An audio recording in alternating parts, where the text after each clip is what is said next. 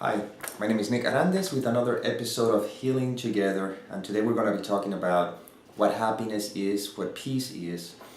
I usually would say what love is, but we really don't want to go there because, again, that's just something so abstract. That's really not something that we can be explained. But using terms like peace and happiness that we're more familiar with and we just seems to be more accustomed, it should be much better to explain this.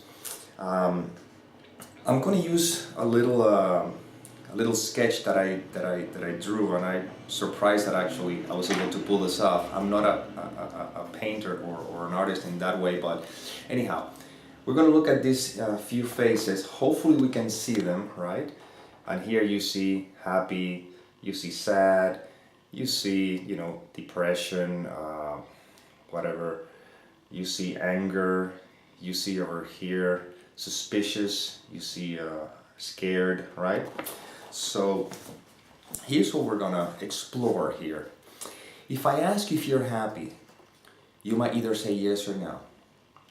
Now, you may say yes because in your belief system, or for the most part generally, we associate happiness with this expression. That means I'm happy. What I mean by that is that we have a concept of what happiness is, without realizing that that concept of what happiness is, or what peace is the reason why we cannot have the real experience of happiness, which true happiness in what we're talking about here is that never changing experience of who you are. Okay? So let's use the term light. Let's use this flashlight, see if I can pull this off here. Okay? Who you are is the light. That is never changes, it's just what is. These are simply different experiences that we appear to be having, right? So what happens? If, let's say the light is called happiness. If happiness, which is what you are no matter what, happens to fall here within your concept of happiness, you say, I am happy. But then, when you find yourself having this experience, you would say, I am not happy. Again, you said, I am light. Well, if this falls within my concept of what light is, I said, I am light. But then, when I find myself having this experience, I say, I am not light. Well, the truth is that it is a lie because you are always the light no matter what. These are just experiences that takes place. When you identify with the experience thinking that that's who you are, then you say, I am happy because this experience meet the conditions of what you think happiness is. But when you find yourself feeling like this, you say, I'm not happy. That's not true. You cannot not be happy because this is what happiness is. This is not who you are. This is what you are. This is not.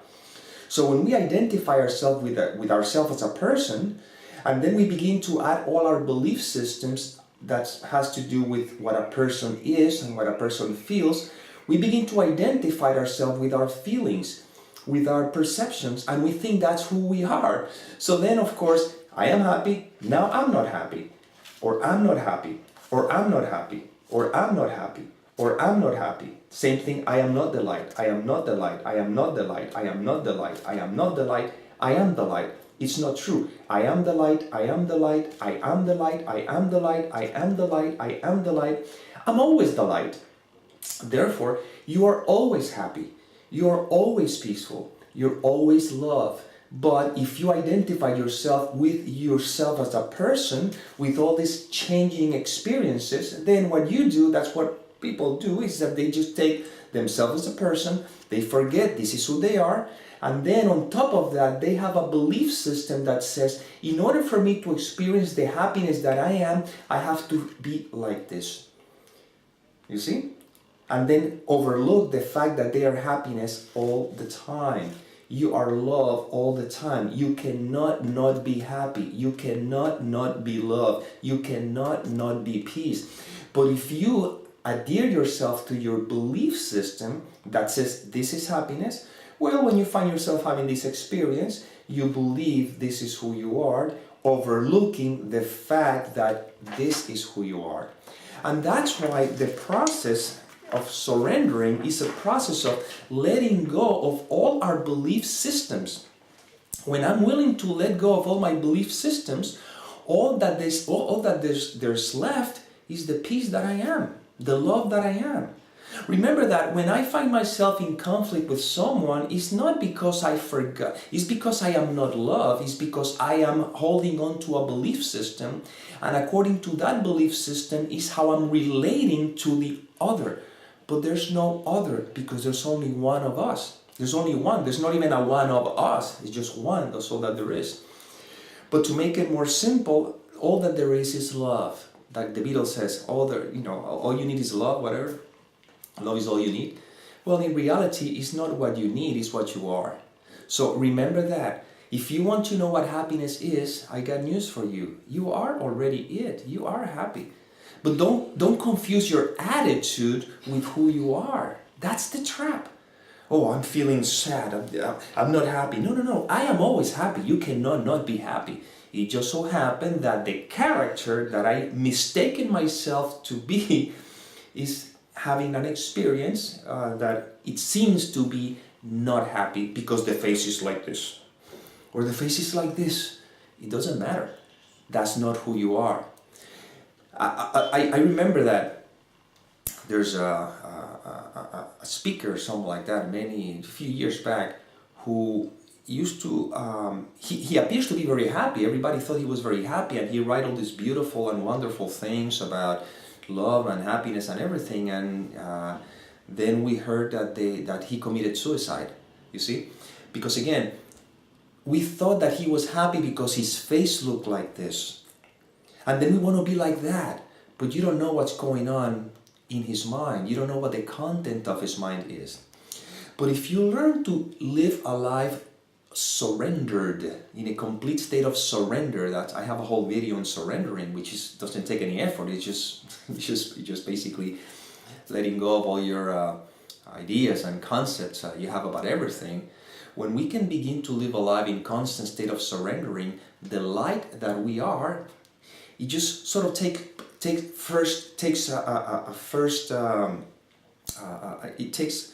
it becomes part of the foreground instead of the background. I apologize, as you can tell, English is not my first language, and I'm not going to figure a dictionary right now. So it is the background and the foreground, I think. If it's not, please, I made it up, and that's fine. So now the piece begins to sort of take the first, the begin on first level, and then all the experiences we're having stays in the background. Sometimes I appear to feel sad or depressed or whatever, but that has nothing to do with who I am, and that's what we want to remember. Who I am is the ever-present experience of happiness, of joy, of peace, that doesn't have to look the way you think it is. That's the only problem. And then, understanding that, then you cannot not be loved. I'll close this video with an analogy. I've heard this analogy with many people speaking in this realm of either non-duality or whatever you want to call it. But I think it's the best analogy that there is, so I'm going to use it. And it's when you are watching a screen, but on a screen there's a movie that is being projected onto it. So try this exercise when you go to the movie theater next time, right? When you go to the movie theater, there's a screen. Then the lights are off and they project a movie onto it. Relax the vision, not so that you can try to see the screen, but so that the images no longer are distractions. See the difference? You're not trying to look for the screen necessarily. You're relaxing the vision so that the images that are projected onto the movie are no longer distraction. As a result of that, observe if you can actually become aware that what there is in front of you is a blank screen. So what happens? The blank screen is there, but the images no longer distract you, and because the focus is on the blank screen, okay? What the funny thing about it is that even the scariest thing that could be projected on the movie doesn't affect you. It cannot affect you because you're not focusing on the content of the movie. You're simply putting your attention on the blank screen by relaxing. You see? So by relaxing that, no matter what's happening with the movie, doesn't cause any emotional content, doesn't, because you're not projecting any kind of emotional content, you're not projecting any meaning onto anything, you just relax. Well, this is basically the attitude. The attitude now is that it's a relaxed attitude in which I'm not projecting any meaning onto anything. And that's how I can live in this relaxed state of mind, no matter if my face is like this or the emotions are whatever, it doesn't matter. Because now because I'm withdrawing all the attention to that which is felt or seen or heard or whatever, perceived, and then you can live in that space which is called the peace that passes all understanding. Because no matter what happens to be taking place or whatever the case may be, I am sort of like resting in the background. And again, when you become aware of that, then you realize that you cannot not be happy. You cannot not be peace. You cannot not be love, because that's what you are. And the rest is just basically images and experiences and distractions, put it this way. So I got news for you. If you want to know what happiness is, you're happy now. That's who you are.